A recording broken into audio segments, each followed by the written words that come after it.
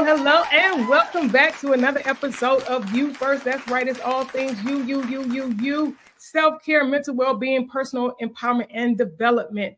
That's what happens over here because this is your safe space where it gets to be about you. This is the one program that you can turn on at the beginning and the end of your day, or even check us out even on replay, where you know you can come in and hear something that's going to help you build and be a better you.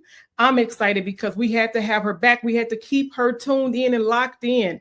This psychotherapist, Miss Ashlee Washington, she has over 2 decades in the mental health field, helping women. Yeah, and I'm pretty sure she didn't talk to some brothers too, helping us to be better about the way we operate in our life, understanding that it is important for us to make ourselves a priority, knowing what it looks and feel like working with some of the ladies who are getting a little bit more seasoned in their 40s and even in their 50s, and what that looks like when we have to re-identify or identify where we are right now in our life. We've been previously even talking about things that trigger us, stuff that the body might remember that we don't even realize that it has been stored up in us. And it's those things that send us down rabbit holes where we need to be better about who we are and what we do. One of the things that I get to say in this space is that do something today that your future self will thank you for. And I am grateful to be able to have people, experts like Miss Ashlee Washington, that comes in and help us to get ourselves together, or remind us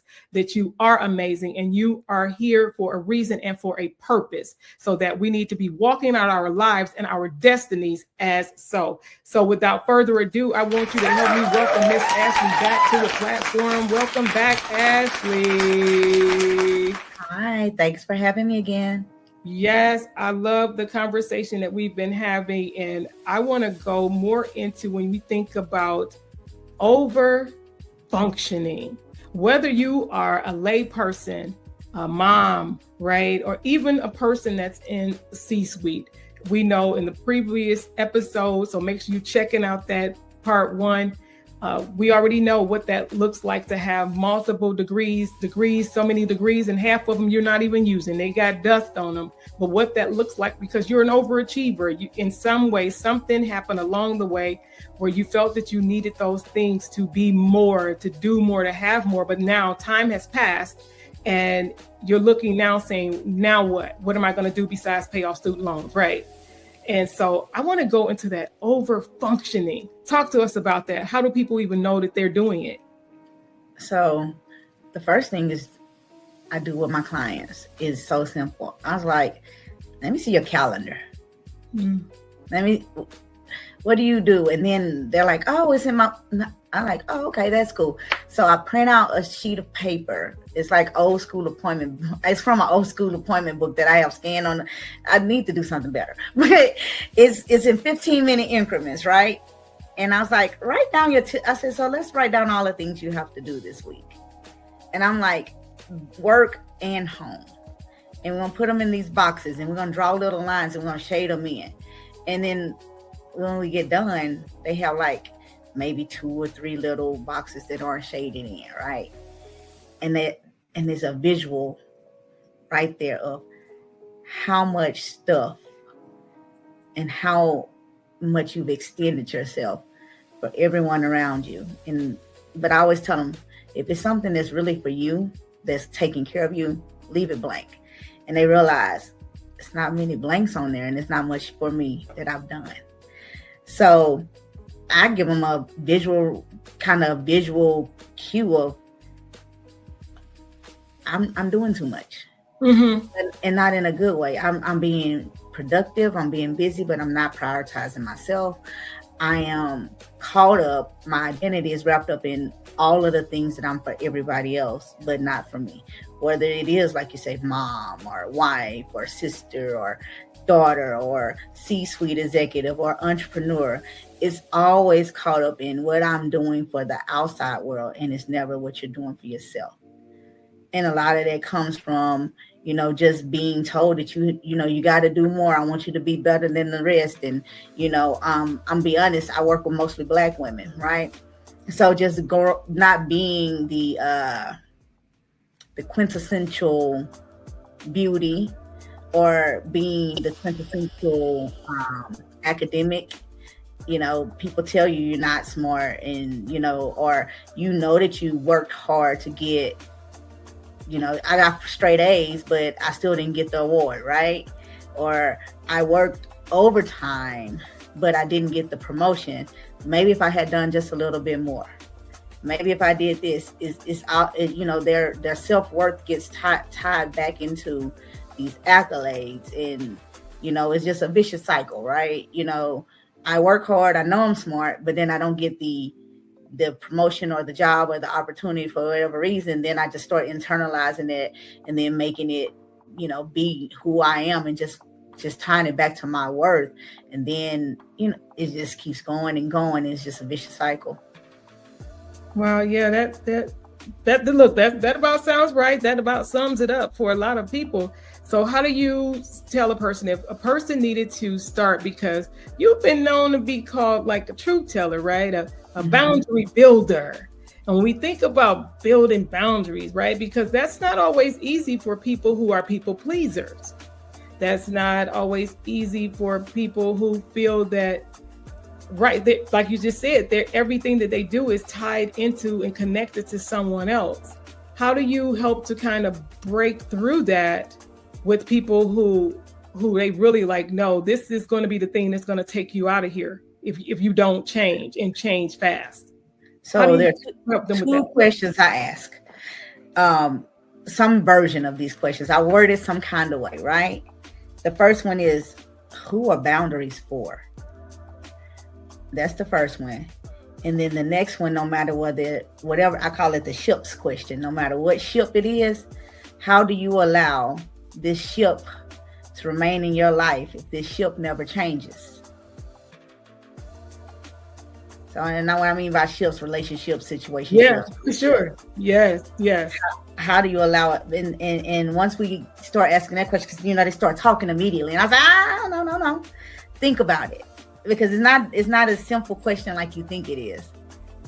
And the boundary question, yeah, but the ship question, it's not an easy question, because 9 times out of 10, you're in a job and you have a boss that's a jerk. You want your boss to stop being a jerk, right? And you come to therapy, you talk about it, and John and Sally just driving me crazy, and they treat me this way, and I know I'm smart. Guess what? John and Sally still gonna be a jerk when you leave my office tomorrow. So how do you allow John and Sally to remain in your life or not? Yeah. And so the change comes from you, because John and Sally not changing. And when people realize that they have to make a change, then the work starts. Right? And I know it's very cliche, because people say, I'm going to therapy to be a better me. Yes, you are, but everybody come there to be a better me. They don't want to talk about everything that everybody else is doing to them. But then that's when we go back and answer the boundaries question. Who are the boundaries for? No, that's good, because I can only imagine when you soon as they attempt to start naming other names instead of being accountable in the boundaries, then how do you then turn it where they then really put the focus back who it needs to be on, which is them, to make them accountable for the things that they've even allowed? How about that? Right. For a lot of the stuff that they've even allowed. So we just really, we talk honestly, because people want it to be easy, and it's not. Therapy is easy in a way, and it's not in a way, right? Because if John and Sally been yelling at you or sending you, just causing all kinds of havoc at work, right? They're going to continue to cause all this havoc. So when you make whatever change, I'm not going to be in a room alone with John so that everything's going to be in writing moving forward, he's going to push back, because he's going to come to your desk. He's going to try to talk, right? So how are you going to hold that boundary? It's like, you might let him sit there and talk, but You still gonna send that email, or you gonna sit there and talk back to him? And if you, whichever one you choose, it's okay, but you got to be okay with the consequence, whether it's positive or negative, right? And if you're okay with it, then we did the work. But if you're not, you got to go back to the drawing board. What does it feel like when you see the light go off? How does that feel when you're sitting in there? You've gone through the assessment and all of the things, and then you really see that they get it. What is that moment like for you when you like, okay, they're getting it. They are beginning to understand, and I could tell that they're truly doing their work. So most of them come in and be like, girl, let me tell you, because we don't code switch. And so, girl, let me tell you what happened. And I'm smiling. So I like music. I like to dance, even though I can't dance. And Kool and the Gang is our thing because we celebrate. It's either Kool and the Gang or we play some Boosie, because I'm from the South and I like Boosie, and nobody's gonna make me hate him. I'm sorry, not sorry. I play music for my clients, like when they see, and I know that that's not particular to where you were going, but when you see that light bulb go off, they tell you, they're like, man,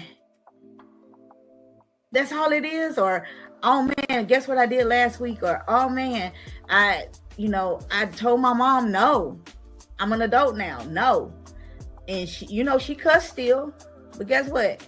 I just got up and left, and I said no, and she's still cussing, but I feel good because I'm not listening to her cuss. I walked off. They just come in and they tell you, and sometimes I want to cry. Sometimes I ain't gonna lie, I be crying when they leave. Sometimes. I love that. I love that. Not that you're crying, but it allows you to even do even greater work to help them to push through, to get beyond, right? Because some stuff I say, you could tell me, yeah, you the therapist up in the house, right?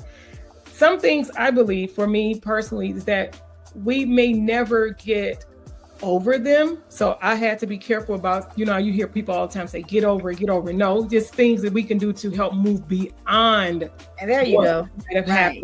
It's not about a get over, right? I told you, I've done some self-work over here. So it's about to get beyond this place, to then be able to still function, not over function, but function in a healthier space. I.e. space is the mind, right? We know you talk a lot about the mindset and the shifting and what that looks and feel like, because we already know to change your mind is to change your world.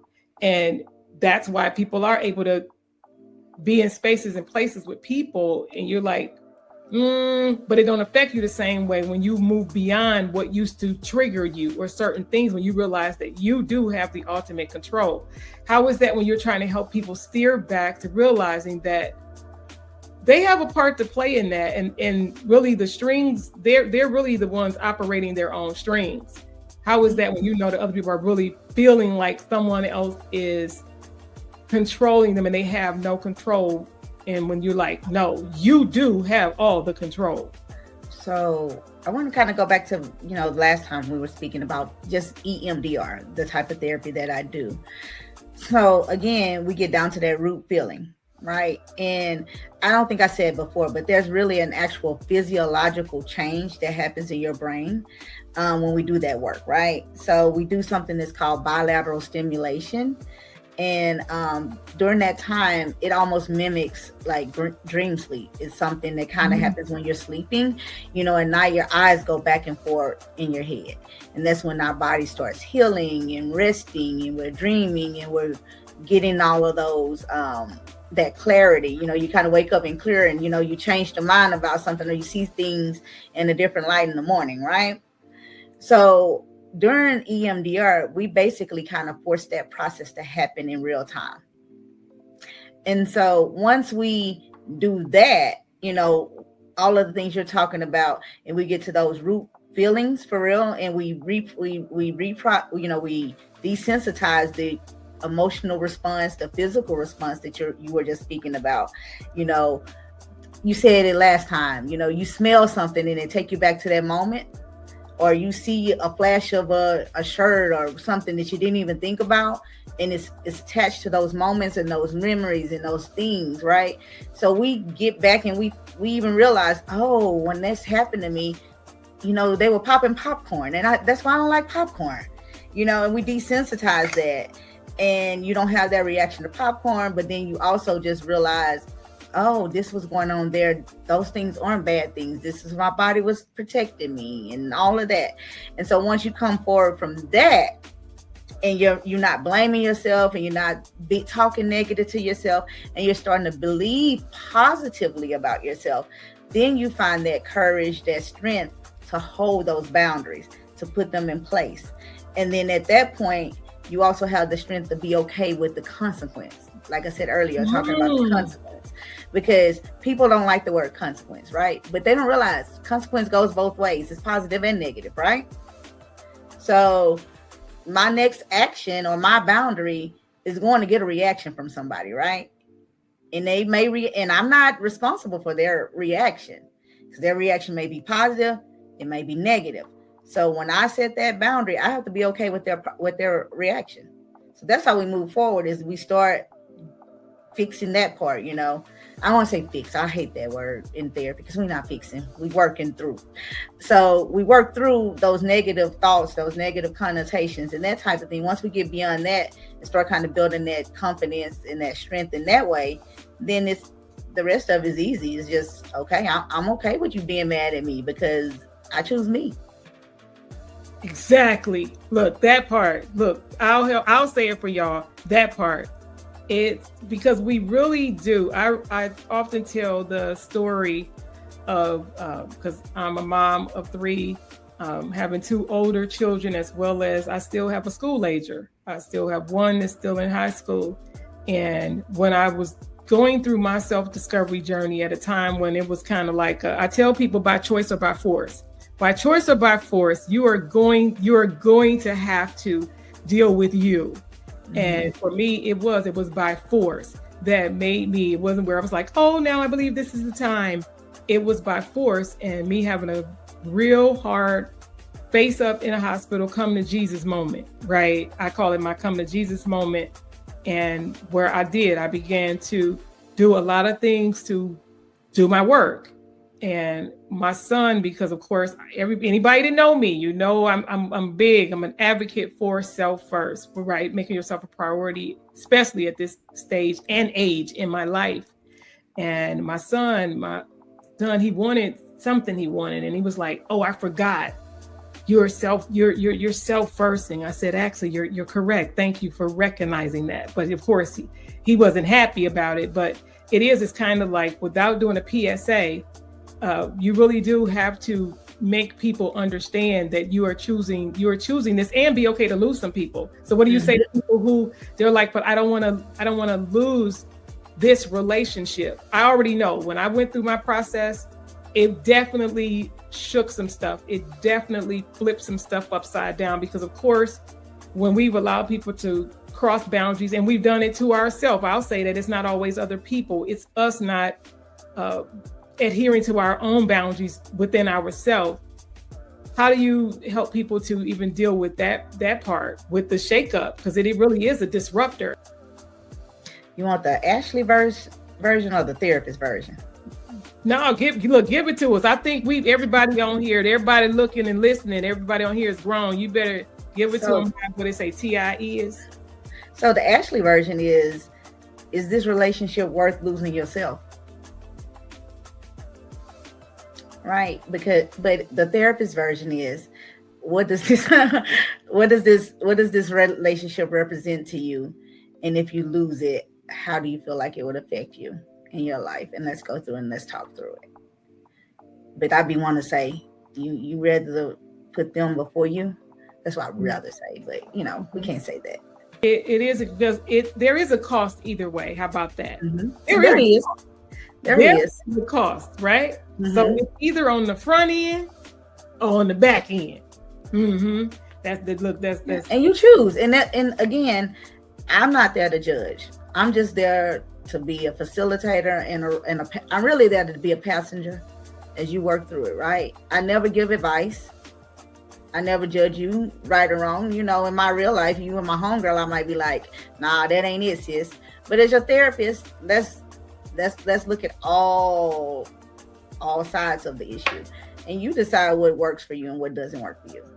Because at the end of the day, what works for you may not work for me. How is it when you run into that client or two that you're just like, they're not ready. I can't help them. How do you handle that? How do you deal with those individuals when you're like, no, we really have gone as far as we can go because you're not willing to do, you know, X, Y, and Z to really move the needle in your own life? So with those individuals, first of all, any good therapist is checking in quarterly with you anyway to see if you're attaining your goals, right? So that in itself kind of takes care of some of this, right? But the type of conversations I have with them, because I do have people who they just get stuck, right? And you know, I've had clients. We talked about this last quarter. We haven't moved. You know, I actually keep up with the progress. We keep up with the charting and the assessments. And where's your anxiety? You know, when you came in here, you on a 10. So we on a 5 now? Are we on a 3? You know, I keep up with those measures. So it's just not hard work. You know, we put a little science and all that kind of behind it too. And that way we're being held accountable. You know, you came in, you told me this was your goal. We put these objectives in place for you to be able to obtain them. And, you know, we use the SMART goal. It was specific, measurable, attainable, relevant, and time-based. We got to do something different. Now, obviously, I don't say it like that, but that's the gist of it. You know what? I could appreciate how you are, because sometimes when you're dealing with us, every now and then, because I'm a person that, I wear big girl underwear, right? I always use it as an example when anybody that ever watched this show from moons ago, The Biggest Loser, where you had Bob, they both were trainers, but you had one of the trainers that was a little bit more easygoing, even though he could still help you accomplish some goals. But then you had Jillian, who was like, no nonsense, straightforward, this what we doing, right? I'm that type of person that's, for the most part, the kind of people that I need. So I'm saying I would appreciate you being like, you done? You good? You got it? I think I'm a mix of Jillian and Bob, right? Okay. Because I'll put the kitty gloves on until I see you playing games. We did a SMART goal. You on S still, but you did MART. Right? Yeah. So I lovingly push you, right? And then also, you know, I will say this, I do have clients that I can say, hey sis, you tripping. We gotta do better. But I have those that you can't talk to like that because they can't receive it. So I'm gonna say mostly I just meet my people where they are, right? I'm still gonna I'm gonna give you what you need, but I'm also gonna, you know, it's not a one size fits all. So I'm probably in between both of them, you know. But if you come in here and you playing, I'm gonna hold you to it, and we'll go on like a little trial. And if we don't get back on pace, then we're not a good fit anymore, and I'll refer you out. I get it. No, I appreciate this conversation so much because it is so needed, and people just need to be okay to get the help that you need, because there's so many things going on. And let's just be honest, it's always going to be something going on. Mm-hmm. And the quicker we are at knowing how and the control that we have with ourselves and our response to things, I believe will help us be better individuals. I want you just to speak to our viewers today and just leave them with a thought that can help them, even if after watching, they can go about their way. Because I know you said about just start by being kind, saying nice things. And actually, I'll say nice things and be kind and mean it. right? Not just to say it, because I know some things we have to act as if, right? It is you have to say it, one, because we have to do the whole retraining and rewiring of our brain. I get all of that. But just in case there is somebody who is looking and listening and they're like, I hear all of that. That's nice. But I'm stuck. I just want you to talk to that person before we get out of here. I have it's going to be really short. It's almost like that Bible verse when I was little. They they go around the room and everybody has to say a Bible verse and I go, Jesus wept. Okay.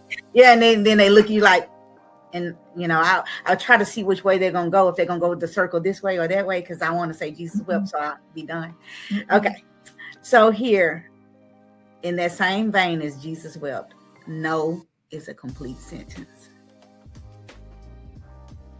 Say no without feeling the urge to explain yourself. That's it. That's the word. The whole thing right there too, y'all. That's the whole thing there too. The feeling of wanting to explain, right? And even recognizing or asking the question, where is that coming from? That's a whole nother something, just talking about the no and the reason behind why we feel like we have to explain. And y'all already know that means we're going to have Miss Ashlee Washington back. This was good, y'all. This was good, not just for you, but it was good for me, because it's good to even have these conversations with experts, right? Individuals who have studied and done the work and is in it and can help us just to even see if we are further along than we think we are, right? So I definitely appreciate you stopping by You First to have this hard and sometimes can be a little tough conversations as we deal with ourselves, making our priority. So look, I appreciate you. So make sure y'all tuning in. Make sure you follow Miss Ashlee Washington. Look, that's with two E's. She all over social media, but her Facebook is pretty popping, because I know she do a lot of garden therapy too, So we didn't even talk about that. But this young lady have a garden and some things that she's growing that I know that's therapeutic in itself, because that's one of the things that I do. Look, it's a little, I know my stuff ain't nothing like yours, but it's like, what is it that we can do to really help us to USA, right? Because everybody can't go to a therapist, but what are the things that we can do today that our future self will thank us for, that will help shift our minds, that will change our world? I appreciate you, Miss Ashlee Washington, for joining us for You First. Let's just wave at the people so we can get up out of here. We'll see y'all again. I'm going to have her back, y'all. I'm going to have her back. All right, y'all. Bye for now.